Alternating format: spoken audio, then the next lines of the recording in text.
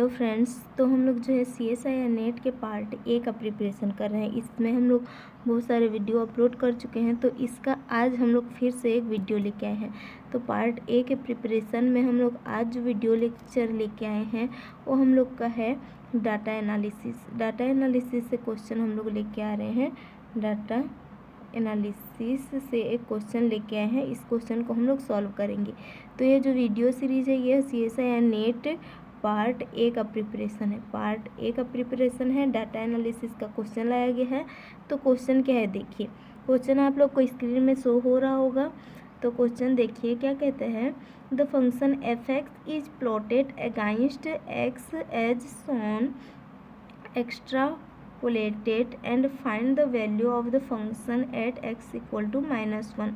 हम लोग को क्वेश्चन क्या कह रहा है कि एक फंक्शन f(x) जो है ग्राफ में प्लॉट किया गया है वो रहा है, और उसका value f(x) is equal to हम लोग को निकालना है x इक्वल टू -1 पर उसका वैल्यू निकालना है। मतलब कि हम लोग को कोई फंक्शन f(x) दिया है जिसका ग्राफ बनाया गया है। ये f(x) किस तरह से फंक्शन है उसको डिफाइन नहीं किया गया है, उस f(x) को ग्राफ के द्वारा बताया गया है, और हम लोग को वैल्यू क्या निकालना है, x इक्वल टू -1 पर हम लोग को वैल्यू निकालना है। दैट मीन्स f-1 का वैल्यू क्या होगा ये फाइंड करना है।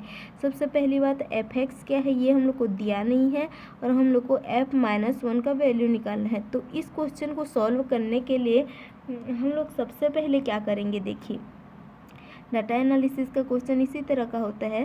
तो इस तरह का क्वेश्चन हम लोग सॉल्व करने के लिए सबसे पहले क्या करेंगे, f(x) को डिफाइन करेंगे। f(x) को डिफाइन कैसे करेंगे, यहाँ पर हम लोग का फंक्शन f(x) का एक ग्राफ दिया हुआ है। तो सबसे पहले हम लोग इस ग्राफ को एनालाइज करते हैं। मान लो ये ग्राफ जो दिया है ये हम लोग का क्या है, x एक्सिस है, और ये हम लोग का y एक्सिस है। तो ये ग्राफ को हम लोग पहले डिफाइन करेंगे। तो ग्राफ किस तरह से दिख रहा है पहले उसको एक बार देखते हैं। सबसे पहले देखिए यहाँ पर हम लोग का पॉइंट क्या है, 0। मतलब कि x का वैल्यू जब हम लोग का 0 है तो जो f(x) का वैल्यू है, ये जो y है इसको y भी लिखते हैं, या फिर y इक्वल टू f(x) भी रहता है, मतलब f(x) का एक्सिस है ये। तो हम लोग जब x इक्वल टू 0 प्लॉट कर रहे हैं तो हम लोग को वैल्यू क्या मिल रहा है, 0.1। जब x इक्वल टू 1 प्लॉट कर रहे हैं तो हम लोग को वैल्यू 1 मिल रहा है। x इक्वल टू 2 ले रहे हैं तो f(x) का वैल्यू 10 मिल रहा है। x इक्वल टू 3 ले रहे हैं तो f(x) का वैल्यू 100 मिल रहा है। तो हम लोग इस फंक्शन को किस तरह से डिफाइन करेंगे, मान लो हम लोग कोई फंक्शन ले रहे हैं, मान लो कोई सा भी फंक्शन f(x) लेंगे, और मैं यहाँ पर क्या कहते हैं, जैसे हम लोग का 2x-1 करती, और यहाँ पर मैं वैल्यू 1 रखूँगी। x इक्वल टू जैसे ही मैं 1 रखूँगी तो मेरे को क्या मिलेगा, f(x) इक्वल टू 1 मिल जाएगा।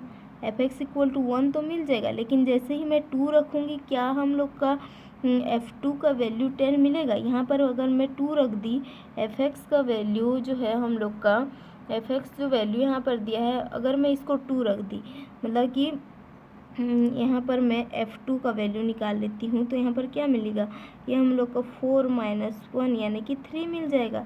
तो इस तरह का फंक्शन तो हम लोग डिफाइन नहीं कर पाएंगे। हम लोग फंक्शन कैसे डिफाइन करते हैं, किसी ग्राफ के द्वारा, वो हर पॉइंट सेटिस्फाइड होना चाहिए। तो इस तरह का फंक्शन डिफाइन करने के लिए हम लोग हर पॉइंट को नोटिस करते हैं। जैसे कि ये 100 है, क्या करें कि हम लोग फंक्शन का वैल्यू 100 मिले, 3 और 100 में हम लोग रिलेशन ढूंढते हैं। तो क्या मैं 10 का पावर 2 करूँगी, 10 का पावर 2 हम लोग का क्या मिलता है, 100 मिलता है, जानते हैं हम लोग। अब 10 का पावर मैं करूँगी 1 तो हम लोग का 10 मिलता है, और 10 का पावर मैं करूँगी 0 तो हम लोग का 1 मिलता है, और 10 का पावर -1 करूँगी तो हम लोग का 0.1 मिलता है। ये फंक्शन हम लोग को इस तरह से दिख रहा है। क्या दिख रहा है हम लोग का, 10 का पावर 2 करेंगे तो 100, 10 का पावर 1 करेंगे तो 10, 10 का पावर 0 करेंगे तो 1, 10 का पावर -1 करेंगे तो 0.1। ये फंक्शन हम लोग को दिख रहा है।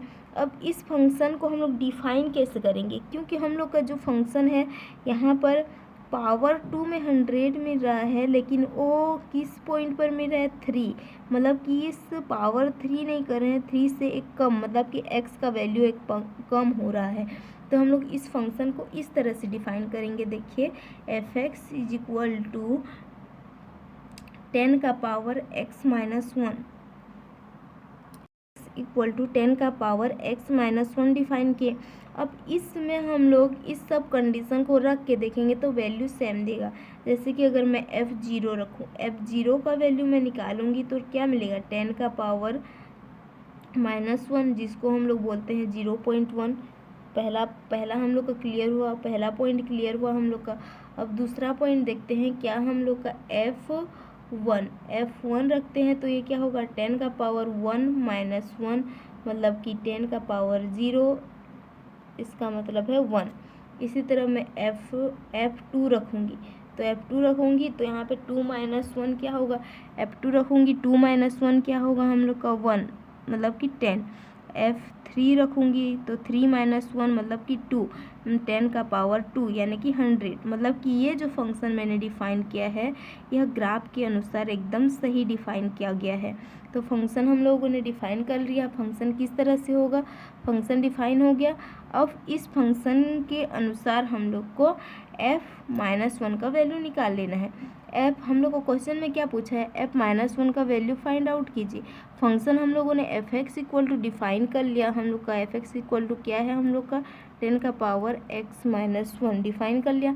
यहाँ पर f-1 का वैल्यू पूछ रहा है तो यहाँ पर हम लोग क्या रखेंगे, 10 का पावर -1 -1, इसका मतलब 10 का पावर -2, 10 का पावर -2, जिसको हम लोग क्या लिख सकते हैं, हम लोग 1/10 का पावर 2, 1/10 का पावर 2 लिख सकते हैं।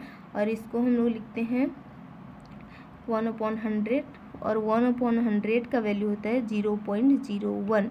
तो इस क्वेश्चन का आंसर जो हो जाएगा हम लोग का 0.01, जो कि हम लोग का ऑप्शन नंबर 3 में है। आंसर 3 में हम लोग का क्या दिया है, 0.01 आंसर 3 में दिया हुआ है। तो ये हम लोग का आंसर हो जाएगा। तो डाटा एनालिसिस में इस तरह से ग्राफ प्लॉटेड किए जाते हैं और उससे रिलेटेड क्वेश्चन पूछे जाते हैं। तो उसी का एक क्वेश्चन आज हम लोगों ने सॉल्व किया, जिसको हम लोगों ने बहुत ही सिंपली वे से सॉल्व किया है, जिसका आंसर 0.01 है। तो इस तरह का क्वेश्चन प्रैक्टिस के लिए हमारे साथ जुड़े रहिए और हमें फॉलो करते रहिए। So thank you so much.